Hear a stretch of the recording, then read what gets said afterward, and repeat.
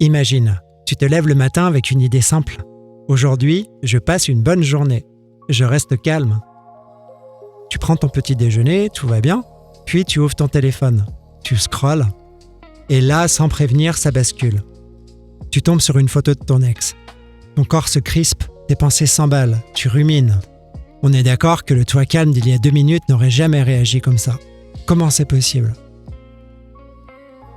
En réalité, ce n'est pas le même toi qui est aux commandes. C'est comme si quelqu'un d'autre avait pris le volant. Un toi plus tendu, plus réactif, parfois même excessif. C'est exactement ce que décrivait Georges Gurdjieff. On croit que notre personnalité est stable, mais à l'intérieur de nous, il y a une multitude de petits moi qui prennent le contrôle chacun à leur tour, de façon inconsciente, automatique. Un petit moi veut être calme, un autre veut avoir raison, un autre réagit depuis une blessure, un autre encore voit des menaces partout. Et chacun, quand il apparaît, parle comme s'il était le vrai moi. Mais il y a une bonne nouvelle. Si c'est automatique, ça peut s'observer, et donc se transformer. Et c'est là qu'intervient un outil super intéressant que Gurdjieff a contribué à faire connaître en Occident, l'énéagramme. En gros, imagine une carte de ton fonctionnement intérieur. Une carte qui décrit 9 grandes façons de penser, de réagir, de se défendre face au monde. Et surtout, 9 terrains où tous les petits moi reviennent en boucle. Dans cette vidéo, je te propose de découvrir cet outil fascinant qui va te permettre de mieux te connaître. Le but de cet exercice est simple. Repérer quel petit moi prend souvent le contrôle dans ton quotidien. Évidemment, l'intérêt c'est de désamorcer le petit moi avant qu'il prenne le contrôle de ta personnalité, pour qu'à force, quelque chose de plus conscient puisse enfin émerger. Dans cette vidéo, on va parler du type 7, le joueur. Si tu ne sais pas quel énéatype te correspond le plus, tu peux faire le test en commentaire de la vidéo. Mets la vidéo sur pause, je t'attends. Alors ça y est, tu as ton type ? Le type 7, c'est Carpe Diem. Il n'a qu'une seule obsession, profiter de la vie. Du coup, le 7 apporte de l'énergie, des idées et sa petite touche d'optimisme pour raviver la flamme. Mais derrière cette joie apparente, il fuit souvent le vide, l'ennui ou les émotions inconfortables. Alors, il remplit sa vie de projets, de distractions, de nouveautés. Dans sa version dégradée, le type 7 devient dispersé, impulsif et incapable de ralentir. Alors, c'est quoi les petits moi du type 7 ? Le petit moi glouton. Le type 7 a besoin d'être stimulé, sinon il s'ennuie.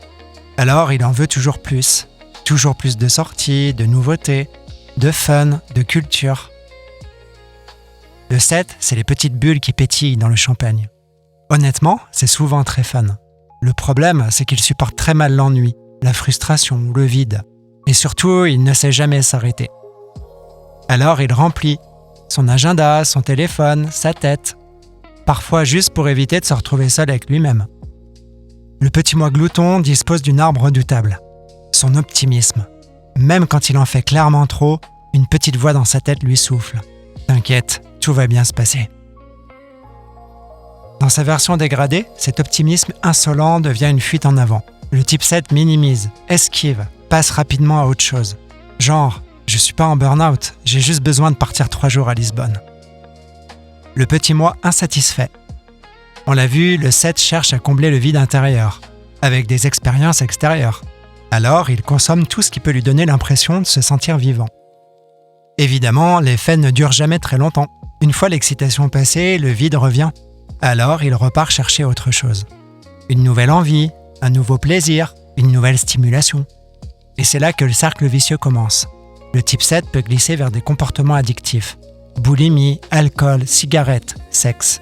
Il se disperse, il commence beaucoup de choses sans jamais les finir. Concrètement, ça donne des personnes qui sont tout le temps surexcitées, qui ont du mal avec le calme, le silence. Genre cette connaissance qui passe son temps à voyager et qui consomme les musées comme on se gave de pop-corn au cinéma. Ou cet ami qui sort d'une soirée bien arrosée et qui enchaîne avec une boîte de nuit pour éviter de se retrouver seul en rentrant chez lui. Ou encore ces personnes qui cherchent l'amour et qui enchaînent les partenaires sans jamais être pleinement satisfaits. Bref, dans sa version dégradée, le 7 fuit pour ne pas ressentir. Et même si le schéma se répète, il ne peut pas s'arrêter. Parce que s'arrêter, c'est risquer de ressentir le vide.